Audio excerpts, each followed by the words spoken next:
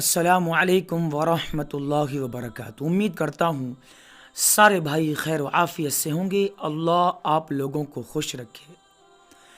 وہ جو ایک پل میں ختم کر سکتا ہے تیرے وجود کو، وہ جو ایک پل میں ختم کر سکتا ہے تیرے وجود کو، پھر بھی کیوں یاد نہیں رکھتا ہے تو اس معبود کو۔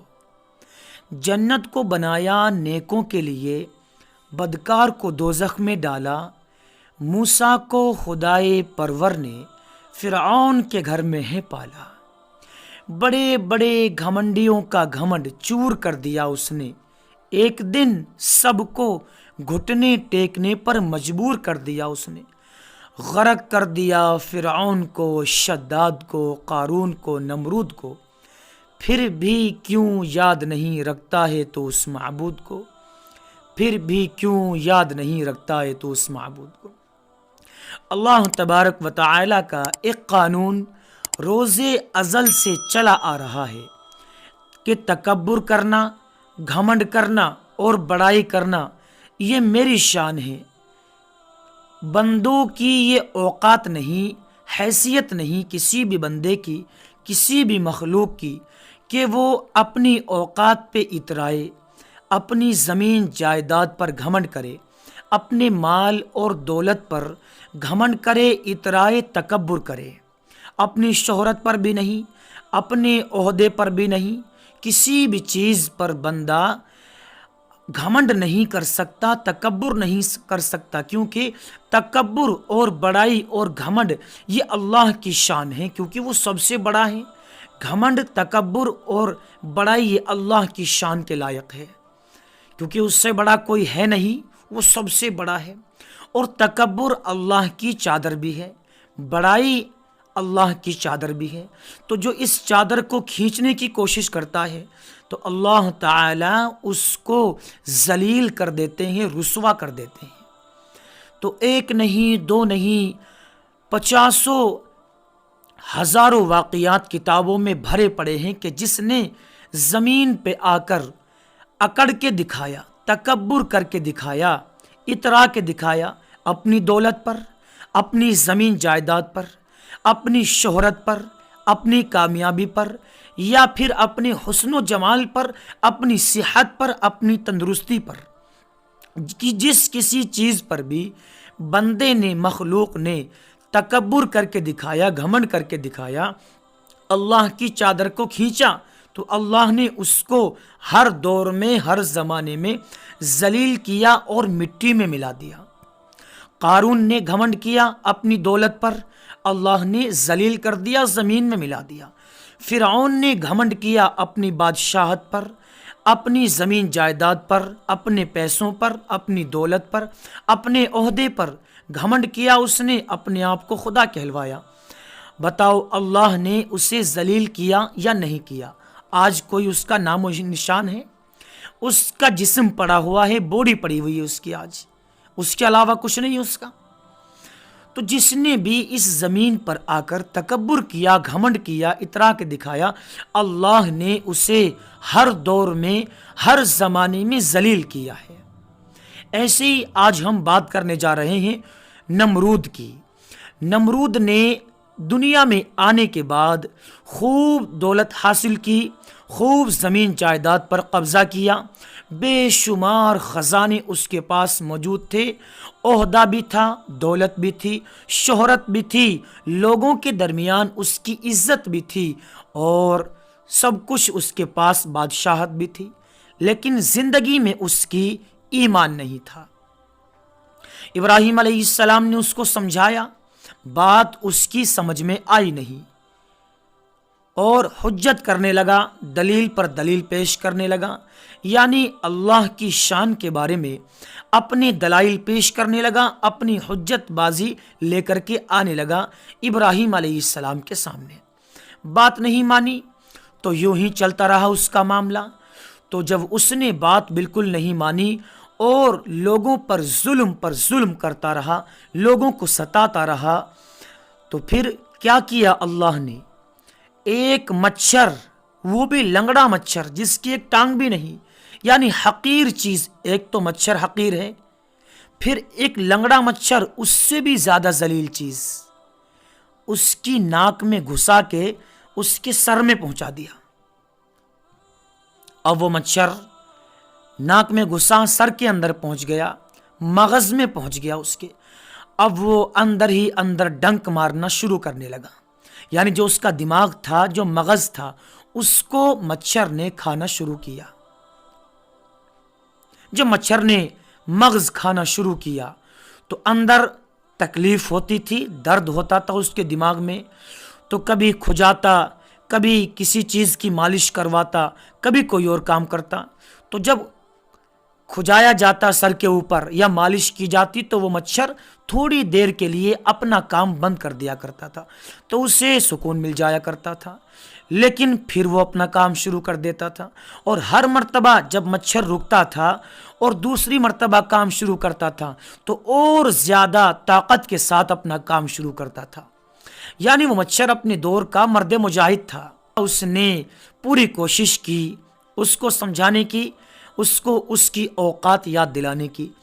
تو پھر جب مالش سے بھی کام نہ چلا، کھجانے سے بھی کام نہ چلا، تو اس نے اپنے وزیروں سے، اپنے نوکروں سے کہا کہ بھائی یہاں آ جاؤ، میرے سر کے اوپر تھپڑ مارو، چانٹے مارو میرے سر کے اوپر، جوتے مارو میرے سر کے اوپر، جب ہی سکون ملتا ہے. تو ایک دو وزیر آئے اور سب نے، کسی نے تھپڑ لگایا، کسی نے مکہ لگایا، کسی نے سر پہ جوتا مارا، کسی نے چپل ماری. تو جیسے ہی وہ لوگ مارتے تھے تو وہ مچھر رک جاتا تھا، اسے سکون مل جاتا تھا. لیکن جیسے ہی یہ مارنا بند کر دیتے تھے، کیونکہ بادشاہ بھی تھا نمرود، اس کی طاقت بھی تھی، عہدہ بھی تھا اس کے پاس، لوگوں کی نگاہ میں اس کی اہمیت بھی تھی، اس کا ڈر بھی تھا.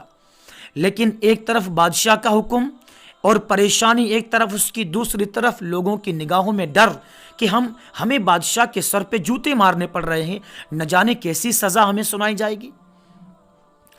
تو پھر جب مارتے مارتے لوگ تھک گئے اور وہ مچھر برابر کام کرتا رہا تو لوگوں نے کہا کہ جی بادشاہ سلامت. وزیروں نے کہا، نوکروں نے کہا کہ اب ہمارے بس کی نہیں آپ کے سر پہ جوتے مارنا، اب کسی اور کو یہ کام آپ سونپ دیں، ہم تو تھک چکے ہیں. نہ ہم کھانے کے رہے، نہ پینے کے رہے، نہ سونے کے رہے، نہ ہم اپنے گھر جاتے ہیں، نہ اپنے بیوی بچوں کے پاس جا سکتے ہیں. رات دن آپ کے پاس لگے رہتے ہیں، آپ کے سر پہ جوتے مارتے رہتے ہیں. یہ کوئی بات ہوئی بھلا؟ ہمارے بس کی یہ کام نہیں. تو نمرود کو بڑا غصہ آیا. اس نے اپنے وزیر خاص کو بلایا اور کہا کہ بھائی یہ تو مارنے کے لیے تیار نہیں، ان کو سزا سنائی جائے اور کوئی ترکیب ایسی لگائی جائے جس سے مجھے فائدہ ہو. تو وزیر نے یہ مشورہ دیا، بادشاہ سلامت، کہ آپ کی دربار میں تو صبح سے شام تک ایک نہیں ہزاروں لوگ آپ سے ملنے کے لیے آتے ہیں، آپ کا جاہ و جلال دیکھنے کے لیے آتے ہیں، آپ کا دبدبہ دیکھنے کے لیے آتے ہیں، آپ کی دولت، آپ کا محل دیکھنے کے لیے آتے ہیں، اور آپ کے دربار کے سامنے کو نہ جانے صبح سے شام تک کتنے لوگ گزرتے ہیں. کیوں نہ اعلان لگوا دیا جائے، چاروں طرف کاغذ پہ لکھوا کے اشتہار چپکوا دیے جائیں کہ جو بھی بادشاہ کے دربار میں آئے یا دربار کے سامنے کو گزرے، سب سے پہلے بادشاہ کے اندر گھر میں پہنچے اور ایک جوتا یا دو جوتے بادشاہ کے سر پہ مارے تاکہ بادشاہ کو سکون ملے، اور پھر جب جائے. اور جس نے یہ حکم نہ مانا، یعنی جو بادشاہ کے دربار میں آیا وہ، اور جو بادشاہ کے دربار کے سامنے کو راستے سے گزرا وہ، جس نے بادشاہ کے گھر کے اندر آ کر، محل میں آ کے بادشاہ کے سر پہ دو جوتے نہ مارے، اس کو بڑی سے بڑی، سخت سے سخت سزا دی جائے گی. یہ اعلان کروا دیا گیا، اشتہار لگوا دیے گئے.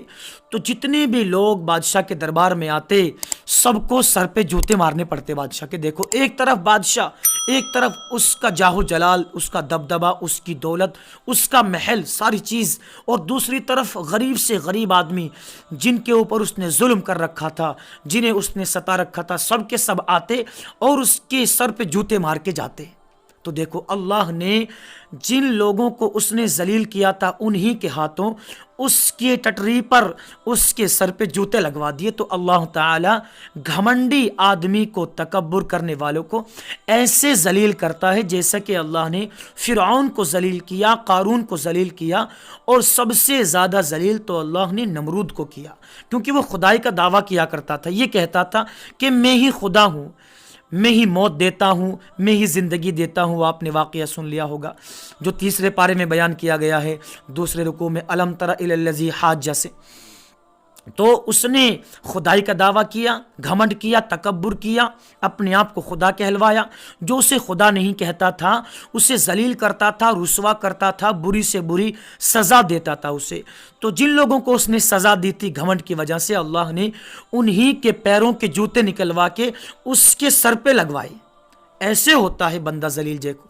تو تکبر کرنے والا، گھمنڈ کرنے والا، روز ازل سے جب سے یہ دنیا بنی ہے اس کے بعد سے جتنے بھی اس دنیا میں آئے لوگ تکبر کرنے والے، گھمنڈ کرنے والے، اترانے والے کسی بھی چیز پر، اللہ نے زیادہ دن تک ان کا تکبر چلنے نہیں دیا، ان کا گھمنڈ زیادہ دن تک چلا نہیں، زیادہ دن تک وہ اپنی دولت پر اترا نہ سکے، گھمنڈ نہ کر سکے۔ تو یہ بات، یہ واقعہ سن کر ہمیں یہ سمجھ میں آتا ہے کہ چاہے ہمارے پاس دولت ہو، زمین جائیداد کتنی ہو، روپیہ پیسہ کتنا ہی ہو، شہرت کتنی ہی ہو، عزت کتنی ہی ہو، حسن و جمال کتنا ہی ہو، تندرستی کتنی ہی اچھی کیوں نہ ہو، کبھی بھی اپنی کسی بھی چیز پر جو اللہ نے دے رکھی ہے اس پر ہمیں گھمنڈ نہیں کرنا ہے، اترانا نہیں ہے، تکبر نہیں کرنا ہے، ورنہ کیونکہ یہ چیزیں اللہ کی دی ہوئی ہے،